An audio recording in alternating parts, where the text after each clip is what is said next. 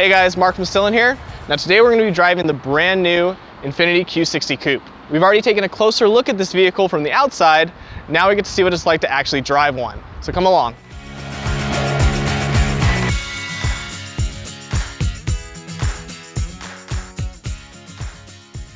So this is our first drive of the 2017 Q60.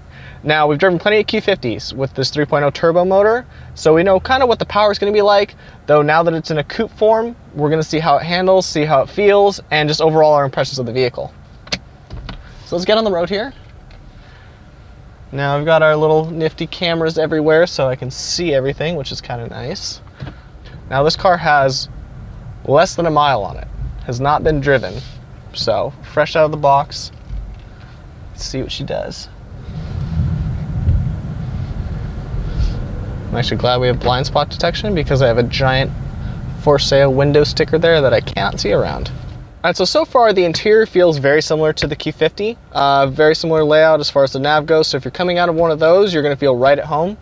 Now the door styling feels a little more sporty, and overall I kind of like the shifter design better. It feels a little more sport-like. It's kind of nice. Alright, let's go ahead and put her into sport. Now because this isn't a sport model, we don't get the Sport Plus mode, so we don't get the suspension changes, but we still get the changes to the transmission and a little bit better power delivery. So it feels spacious in here, you've got plenty of headroom. They put the microphones for the Bluetooth close to your face so people can hear you a little better. Little things like that are a really nice touch on vehicles like this. So overall the interior feels very comfortable, it's very quiet, very luxurious, definitely gives you that high-end feel. And I really like the new black headliner, it gives it a really sporty feel. One of the things in the previous model Q50s from 2014 to say 2016, they have your normal gray headliner, nothing too exciting. But the black headliner is a little bit more of a nod to some of the European sports models. So your S-Line Audis, your M-Series BMWs, they come with the black headliner and it really sports it up. So overall, seats very comfortable, nice and bolstered, gives you a lot of that lateral support, feels very sporty. The steering wheel's got a good leather finish on it. Like most cars, this has your tilting and telescoping steering wheel so you can get your driving position just right. Obviously you can raise, lower the seat, slide it back, forth, tilt it however you want to sit. And you can be nice and comfortable as you're driving. You can set it up for something a little more aggressive, or you can kind of set it up for being a little more relaxed, and you can adjust it on the fly however you like. It also comes with 2 preset memories, so if you have 2 people driving the car that have very different settings, it's going to be really easy for you to adjust on the fly. So the seatbelt mechanism is not your typical slider. It's got a little swing arm that kind of positions it to where, you know, it's not going to cut into your neck and it's going to sit right across your chest. Now it's always nice depending on what height you are. So if you're tall, it fits perfectly. If you're medium size like me, it fits great. And if you're short, you can swing it down and it'll work for you too. Now one complaint I have about Infinitis: sunglass holder. That's got to be the worst design I've ever seen in my life. If you don't wear flat, smaller sunglasses or glasses of any sort, it won't close. It's a little bit obnoxious. You know, it's not the end of the world. You have space in your glove box to put them as well, but for what it's used for, you can't use it if you have, you know, something a little bit bigger or kind of curve shaped. They just won't fit. It's funny, you can see people's faces as you pass them kind of look and say, what is that? Car's definitely an attention grabber.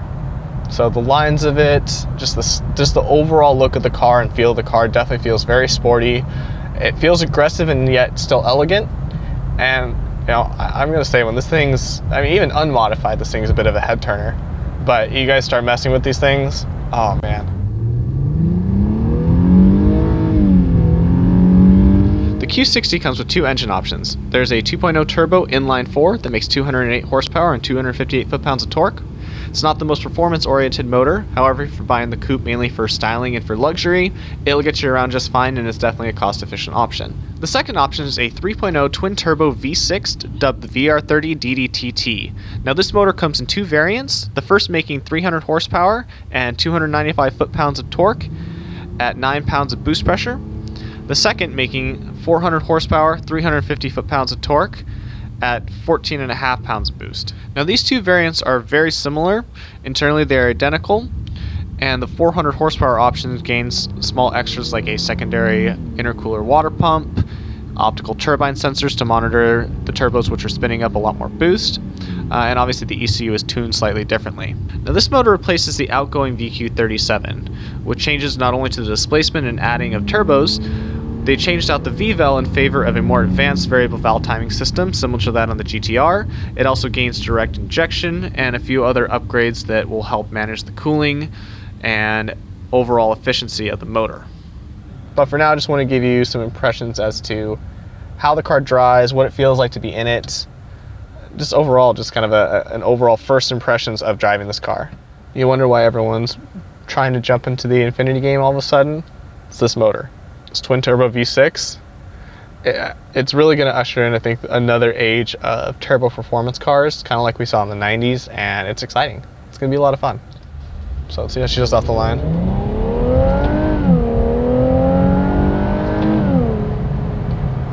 The motor feels great. Now this is not a red sport. This is a 300 horsepower non-sport Q60, and it feels great.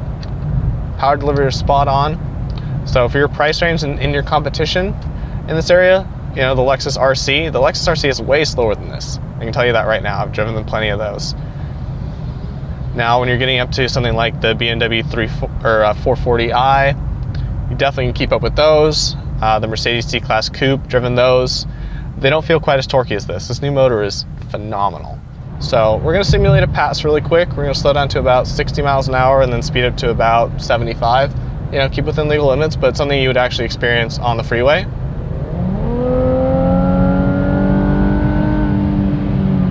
Gets it pretty quick, so definitely won't have any trouble passing people. So also this one you can shift into manual, shift up, shift down, all that fun stuff. No flappy paddle gearbox for the non-sport.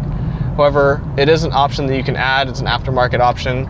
People have been doing it with the non-sport Q50s for a long time. So if it's something that you really want, but you can't quite afford the sport, don't worry, you can add it. So the modes definitely make a difference in the driving experience. So I'll put it back into standard for now. The other thing you can do that I really like to do is the steering on these cars is adaptive. Now you can go into your Infiniti Drive mode selection, and you can put your steering in sport all the time. I like that.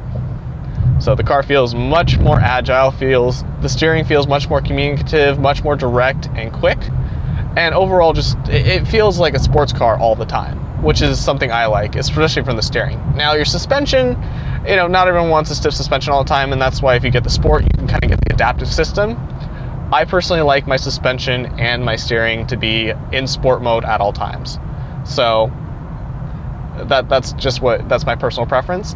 Now the transmission and engine adjustments, as far as how often it's going to downshift, how it's going to deliver the power, you might not want that in sport mode all the time. It's also going to use a lot more gas. So if you're driving in a situation where you know you're just not going to have a lot of fun anyways, there's nothing wrong with just leaving it in standard mode. So, but like I said, for the steering, I like to have it in sport mode all the time. On a road going through Garden Grove. So it's a decent area, still some bumps in the roads. The suspension's soaking it up very nicely. Yeah, it still feels firm and compliant though. So still get that sporty feel, but it's not harsh by any means. All right, let's see how it does for our first big bump. Pretty nice. All right, let's see how it handles some more major bumps. Pretty compliant. Now the run flat tires are still a little bumpy. I'd highly recommend, if you're okay with it, removing the run flat tires. It makes a huge difference in performance. It makes a huge difference in just the feel of the car as a whole. And overall, it's probably one of the biggest benefits of the car. Body roll is pretty well controlled with the suspension. Overall, I'd say the handling, it feels a lot tighter than the Q50 and even the G37. Like, it just feels a little more planted. Now the car actually doesn't feel prone to understeer as much as a lot of cars these days. So in a tight turn, you don't feel that front end pushing. You actually can feel the back end wanting to come around a little bit, which is nice as far as a sports car goes. So you get kind of that more agile feeling instead of that front heavy typical feeling which you get from a lot of these types of cars. So I think Infiniti did a good job in kind of setting up the suspension initially for that. Now, could it be a little better? Sure, we can definitely improve upon that. However, from the factory, it's definitely pretty solid. Now, even on like quick maneuvers, like you want to change lanes quickly, I mean, you can feel the roll, but it doesn't feel unsettled. All right, so now we're to a little bit of a curvy road, so let's see how she feels, just kind of winding around the curves. Oh, the pickup's really nice. Car feels very composed. Steering feels very accurate. Swinging it back. Now, no, sorry, we're not taking off traction control to have too much fun, but still feels really good around the turns. And this truck just ruined my fun. Nutrition services. Now the G37 at its time, it's a little bit older of a car, but when it first came out, it really did a good job of providing handling, performance with a strong engine, and styling that really kept up with the industry as a whole and the category they competed in. Now I think this car does a very good job as well for its time. Now the car has great power, it's very well poised, it's comfortable, it's compliant, the handling is pretty well spot on. So the car doesn't feel like it rolls too much, even in turns. Like if you hit a little bump, it doesn't get unsettled. It just feels very confident. Now we can just pull this bad boy in.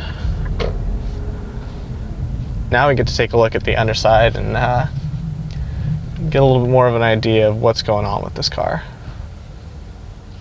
Well, we hope you've enjoyed our first test drive of the new Q60. Special thanks to OC Infiniti for letting us use the car, but now we're going to dig in deeper and take a look and see what kind of parts we can make for it. But thanks again for watching, and don't forget, as always, to like, follow, and subscribe for more videos from STILLEN.